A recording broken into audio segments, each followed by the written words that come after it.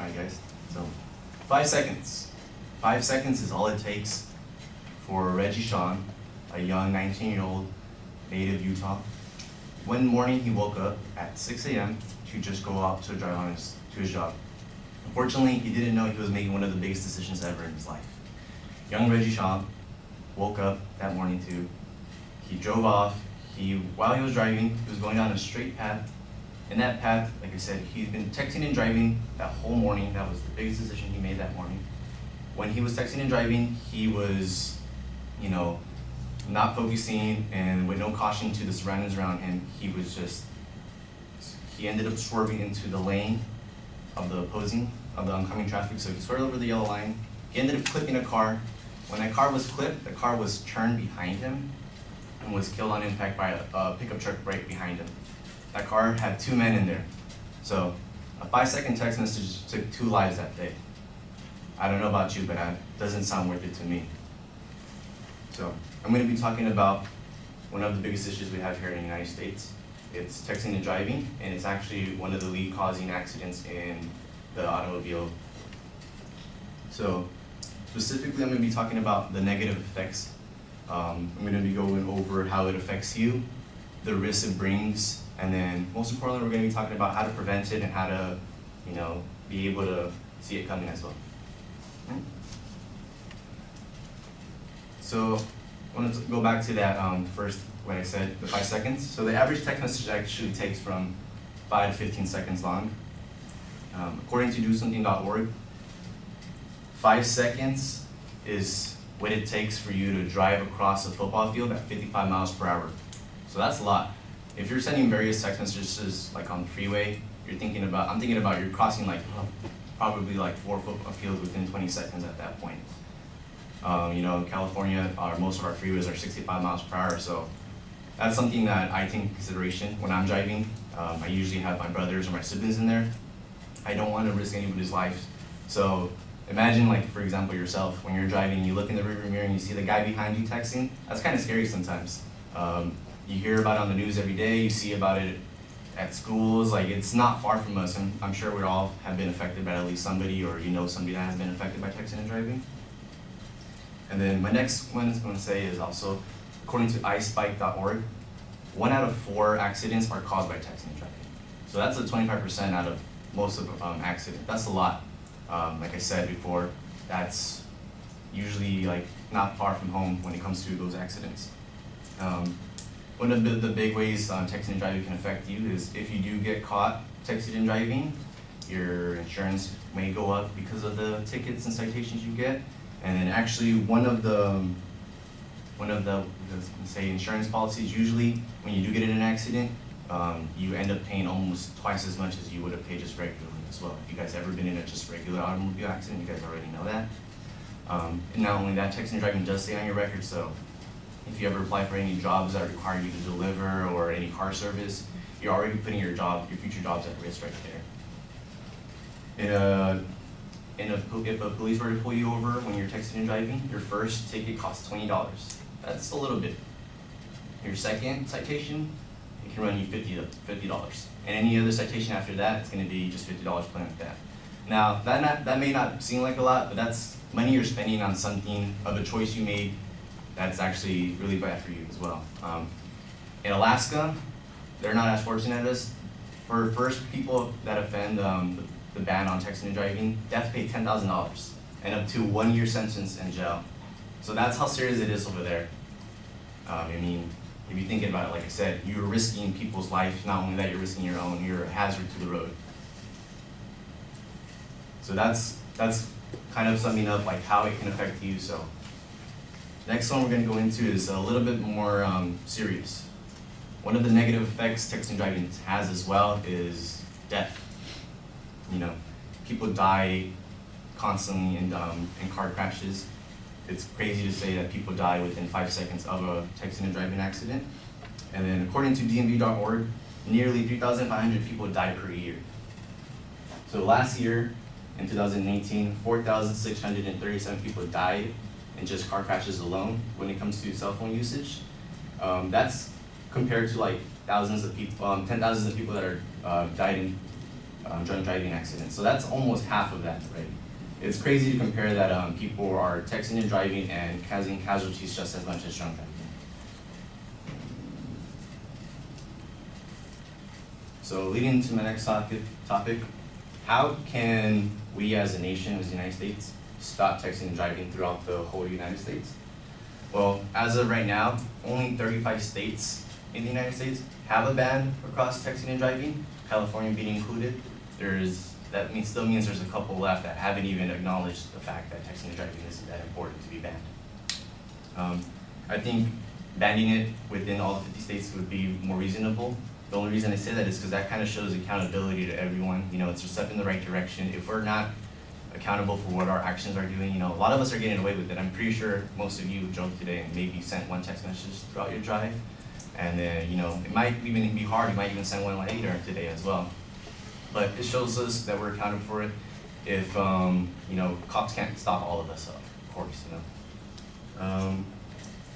Part two of what I wanted to say as well was that not only do we need to ban it, but I think we need to check ourselves, like I said earlier. If we're part of the problem too. If we're not stopping texting and driving, then we're putting others at risk. Back to what I was saying about my siblings, I always put my phone away when it comes to me. It's easy as putting your phone away when it comes to texting and driving. It's easy as turning it off, putting it on silent. If it's in your hand or if it's in your lap, you're still distracted. You're still looking away for 5 seconds. You're still putting everybody at risk. You have lack of caution when it comes to that. So that's pretty simple, keeping that in mind, okay? In conclusion, I wanted to talk about now that you see how important it is to stop texting and driving, what will you do to stop it today? What will you do to inform other people how we can all stop it as well? You've seen that people get into car crashes every day. You see that the numbers are there. Just wanted to say that next time you do pick up your phone, just think about it. Is this 5 seconds of my time worth it? Is this reply worth it as well, okay?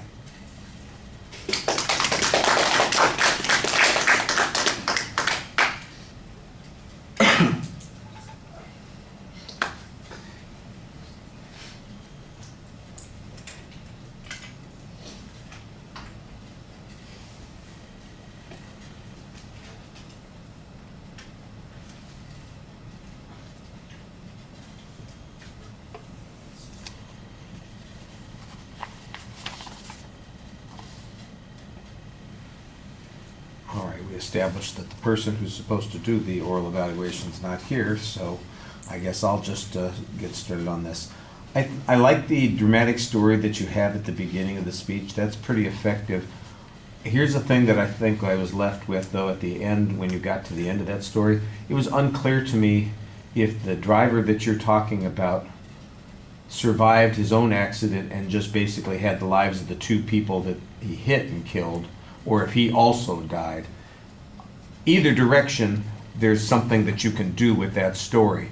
For instance, if the driver survived and has to live with the idea that he's killed two innocent people because he was texting, you could play on that emotion and talk to people about what is the consequence. Maybe you would survive, but how would you feel if you had crippled somebody for the rest of their life, if you dismembered them in some way, or heaven forbid, if you'd actually killed them, and you had to think about the rest of your life, the 8-year-old that doesn't live because you had to text in that period. I mean, you can make a much more strong emotional appeal that way. Or conversely, if it went the other direction and he also died, then you say, those are possibilities, and let's face it, that's the worst case scenario for you, because you don't have anything else to worry about, that kind of thing. So I like the idea that you've got there. It just felt a little bit less complete than it might have been. And like I said, I wasn't sure which way it went. There's a very solid preview of what your supporting material is and where you're going with this. It's clear what your goal and objective is. That seems fine. As a topic, I think most people are aware about the dangers here, but the question is, why they, ignore what they know is dangerous, what they know is illegal, and do it anyway. We give ourselves all kinds of rationalizations. What you have to do is kind of go after those rationalizations. You give the good basic argument that says that this is problematic because of the amount of time that it involves and how far you travel. And let's face it, you're traveling at high speeds and lots of bad things can happen. You've got statistical information about how many accidents happen and are a consequence of distracted driving because of texting. So you're making the basic argument there, but I think that you need to kind of get to people's source of resistance. Like you said, you mentioned, people have their phones on their laps when they're talking, or they've got it in their or driving when they got it in their hand when they're driving. And I like the idea of saying, well, get it out of your hands. When you get to your solution at the end, how can people do that? Put their phone in the glove box so it's not any place where they can reach it. Put it in the back seat. Turn it off before they get into the car. There might be a lot of other things that people can do to avoid having that distraction while they're driving, even though they still have the phone. How do I prevent myself from being tempted to do those kinds of things? I think there's just a few things that you could develop a little bit more. Like I said, I think you give the good basic argument on this issue. You have the notes in your hands, that's a little bit distracting, but you don't read them too much. That is the big benefit that you've got going for you. You use the notes with a good amount of discretion. So when you have to, you look down to see a piece of information mostly. It doesn't look to me like you are reading the whole time. It looks like you do know your argument pretty well, and you just have to refer to the notes for occasional bits and pieces of information to remind you what's coming up next. And if that's the way you use notes, then that's the best way to use them. It would be great if you didn't have to, but I didn't think that they were too distracting. They didn't limit you much. And your audience contact was really solid, even though you had the notes there in your hand. And your gestures may be a little bit limited because of it, but not a huge amount. Let's see. Like I said, I did hear some information that was being presented. I didn't always hear sources from them, but I know that information just didn't come out of nowhere. So you want to probably do that a little bit more. And like I said, I think maybe there was this interesting comparison at one point of the fines that are paid in Alaska versus California. And I'm thinking, so is there a difference in how frequently this kind of behavior exists in Alaska versus California? Do they have fewer distracted driving accidents as a consequence because their penalties are higher? That would be additional information that would be useful.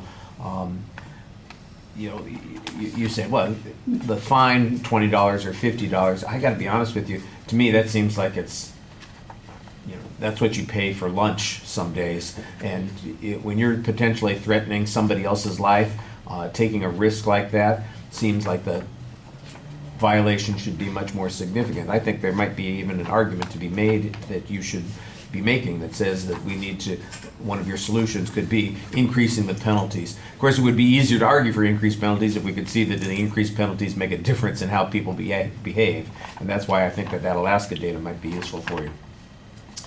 All right, well, I think that's fine. Thank you.